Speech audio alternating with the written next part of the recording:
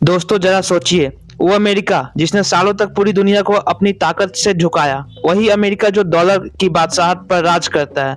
वह अमेरिका जो सैन्य दबाव से देशों को अपनी बात मनाने पर मजबूर करता है। वह अमेरिका जिसने ईरान पर पाबंदियां लगाई, रूस को अलग करने की कोशिश की, चीन के साथ व्यापार युद्ध छेड़ा और अब उसकी नजर भारत पे थी। लेकिन दोस्तों, इतिहास गवाह है, जब जब किसी ने भारत को कमजोर समझा, भारत ने दुनिया को चौंकाया है। एक यह कहानी 2025 में दोहराई गई। 15 अगस्त 2025 तारीख याद रखिएगा। जगह अलास्का का एंकरेज शहर। मौका अमेरिका और रूस की हाई प्रोफाइल समिट। सामने बैठे थे दो बड़े नेता, डोनाल्ड ट्रंप और व्लादिमीर पुतिन। मीडिया को लगा कि यह मुलाकात सिर्फ यूक्रेन युद्ध तक सीमित रहेगी, लेकिन जो हुआ उससे दुनिया को चौंका दिया और भारत की ताकत का नया चेहरा सामने आया। ट्रंप का इरादा साफ था, रूस को अपने पाले में करके भारत को अकेला करना, ताकि भारत पर दबाव बन सके, ताकि भारत अमेरिका टैरिफ मान ले, ताकि भारत रूस से दूरी बना ले, ताकि भारत अपने स्वतंत्र विदेश नीति छोड़ दे। लेकिन दोस्तों, किस्मत का खेल देखिए, पुतिन ने वही किया जिसकी ट्रंप ने उम्मीद ही नहीं की थी। पुतिन ने भारत के साथ देने का ऐलान किया और यही से ट्रंप का पूरा प्लान ध्वस्त हो गया। अब बात करते हैं ट्रंप की धमकी की। 1 अगस्त 2025 ट्रंप ने भारत को आने वाले समय पर 25% टैरिफ लगा दिया और साथ में धमकी दी 27 अगस्त से सेकेंडरी टैरिफ लगेगा, यानी 25% और कुल मिलाकर 50% का बोझ भारत पे। वजह बताई गई, भारत रूस से तेल खरीद रहा है और इससे अमेरिकी कंपनियों को नुकसान हो रहा है। लेकिन असलियत कुछ और थी। असलियत ये थी कि ट्रंप दबाव की राजनीति खेल रहे थे। भारत का जवाब था, भारत ने साफ कहा, हम दबाव में नहीं झुकेंगे।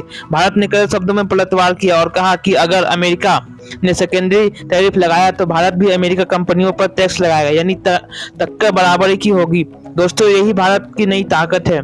पुराना भारत चुपचाप सह लेता था, लेकिन नया भारत पलटवार करता है और उसी दिन से खेल बदल गया। अलास्का समिट के बाद ट्रंप के सुर बदल गए हैं। उन्होंने मीडिया से कहा, अगर हमें सेकेंडरी टैरिफ लगाया तो यह विनाशकारी होगा। जरूरत पड़ी तो लगाएंगे, लेकिन अभी इसकी आवश्यकता नहीं है। सोचिए, जो शख्स एक हफ्ते पहले भारत को धमका रहा था, वही अब कह रहा है कि टैरिफ लगाने की जरूरत नहीं। क्यों? ये यू टर्न नहीं है दोस्तों, यह भारत की जीत थी। लेकिन कहानी यही खत्म नहीं होती। असल खेल तो अब शुरू हुआ था। भारत ने अमेरिका दबाव को हथियार बना लिया, रूस और चीन के साथ आर्थिक तालमेल बढ़ाया, यूरोपियन यूनियन की पाबंदियों का रास्ता निकाला और नए बाजार की खोज की। उदाहरण लीजिए नायरा एनर्जी का। यूरोप ने रोक लगा दी थी ताकि नायरा रूस से तेल लेके यूरोप ना बेच सके, लेकिन भारत ने चालाकी दिखाई, वही तेल चीन और एशियाई देशों को भेज दिया। यूरोप का प्लान फेल। भारत को नए ग्राहक मिले और दुनिया को समझ आया कि भारत को रोकना आसान नहीं। दोस्तों, यही भारत की नई ताकत है। अब भारत केवल प्रतिक्रिया नहीं करता, अब भारत रणनीति बनाता है और भारत हर बार जवाब देता है और वह जवाब अमेरिका के लिए सिरदर्द बन गया है। अब बात करते हैं डॉलर की। दुनिया का ज्यादातर व्यापार डॉलर में होता आया है। अमेरिका की सबसे बड़ी ताकत डॉलर की बादशाहत है, लेकिन अब ब्रिक्स देश डी डॉलराइजेशन की ओर बढ़ रहा है। रूस पहले ही भारत को तेल रूबल और रुपए में बेच रहा है। चीन भी अपने युआन को आगे बढ़ाना चाहता है और भारत इसे अहम भूमिका निभा रहा है। अगर यह सिलसिला तेज हुआ तो डॉलर की पकड़ ढीली पड़ जाएगी और यही वह बिंदु है जिससे अमेरिका डरता है। दोस्तों सोचिए, अगर दुनिया का व्यापार डॉलर से हटकर स्थानीय मुद्रा में होने लगे तो क्या होगा? अमेरिका की पूरी ताकत हिल जाएगी, उसकी दादागिरी टूट जाएगी और यही कारण है कि ट्रंप बैकफुट पे आ गए हैं। लेकिन भारत ने सिर्फ आर्थिक दबाव नहीं दिया, भारत ने मनोवैज्ञानिक खेल भी खेला है। भारत ने दिखा दिया कि अब वह दबाव झेल सकते हैं और झेलने के साथ साथ पलटवार भी कर सकता है। अब अमेरिका कंपनियों का हाल देखिए, एप्पल, गूगल, माइक्रोसॉफ्ट, टेस्ला, ये सब भारत पर निर्भर करती है। अगर भारत टैरिफ बढ़ा दे तो आईफोन की कीमतें आसमान छू जाएंगी, एप्पल का मार्केट शेयर घटेगा, सैमसंग और जियोमी जैसे ब्रांड को फायदा मिलेगा, गूगल और माइक्रोसॉफ्ट के क्लाउड बिजनेस पर असर पड़ेगा, टेस्ला की भारत में एंट्री और मुश्किल हो जाएगी, यानी अमेरिका के दिग्गज ब्रांड्स को सीधा नुकसान पड़ेगा। यही वजह है कि अमेरिका मीडिया ने लिखना शुरू किया, इंडिया होल्ड्स द लिवरेज, यानी ताकत भारत के हाथ में है। दोस्तों सोचिए, यूरोप ने भारत को रोकने की कोशिश की, नायरा एनर्जी का टारगेट किया, लेकिन भारत ने रास्ता बदल दिया। तेल चीन और एशिया चला गया, यूरोप की चाल उल्टी पड़ गई। नतीजा क्या निकला? भारत को नए ग्राहक मिले, भारत को नए बाजार मिले और यूरोप को साफ संदेश गया, भारत को रोकना आसान नहीं। अब भारत के पास कई विकल्प है, रूस के तेल, खाड़ी देशों से ऊर्जा, चीन और एशियाई में बाजार, सिंगापुर से निवेश, यानी भारत अब मजबूत में ही नहीं, भारत के पास विकल्पों की लंबी कतार है। यही कारण है कि भारत अब दबाव में झुकने वाला देश नहीं रहा, बल्कि दबाव को अवसर में बदलने वाला देश बन चुका है। दोस्तों, सवाल आपसे, क्या आपको लगता है कि भारत की यह रणनीति सही दिशा में जा रही है? क्या भारत वाकई अमेरिका को उसी की भाषा में जवाब दे रहा है?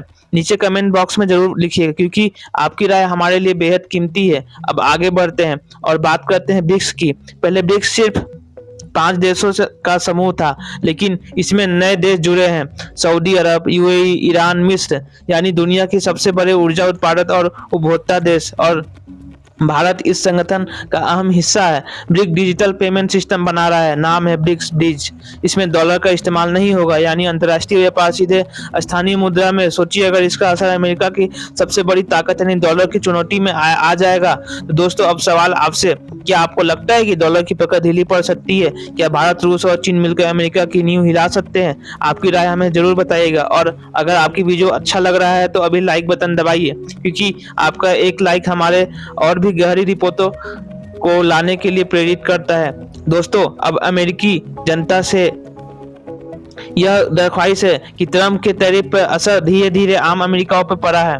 रिपोर्ट्स कहती है कि अमेरिका परिवार का सालाना $400 का अतिरिक्त बोझ पड़ा है। वजह, कच्चा माल महंगा हो गया, कंपनियों का खर्च बढ़ गया। अब कंपनियों या तो प्रोडक्ट्स के दाम बढ़ा रही है या नौकरियां घटा रही है, यानी ट्रंप की रणनीति अपने ही देश के लोगों के खिलाफ चली गई है।